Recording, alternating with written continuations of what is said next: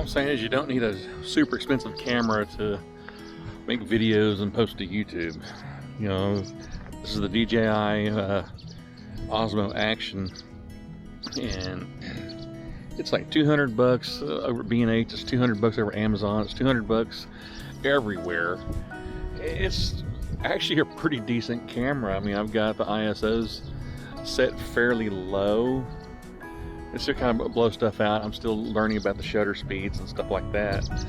But it is actually a really good camera. I don't know if y'all can hear me or not because of how much wind is going on. I got a breeze blowing, but it's actually not bad at all. So,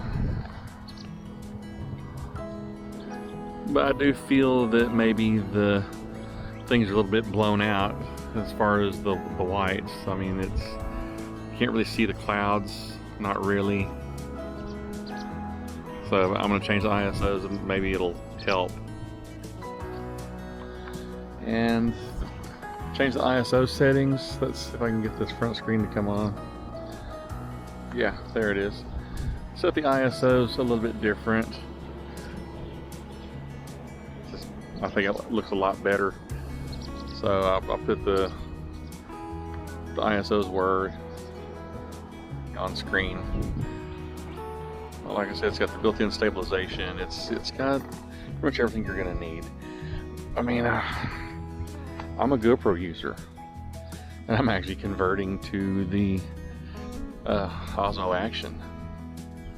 I think it's just a little better of a camera, to be honest.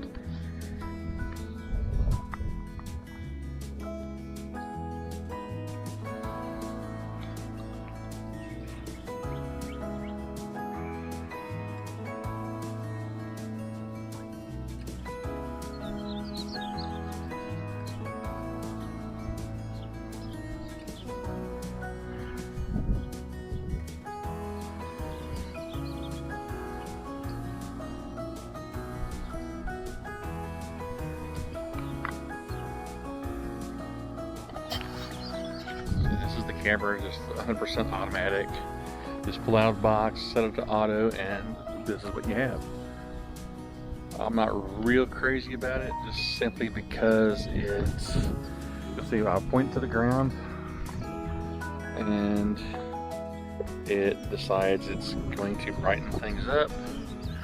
As I come up, it starts to darken when it gets more light coming from the sky. So,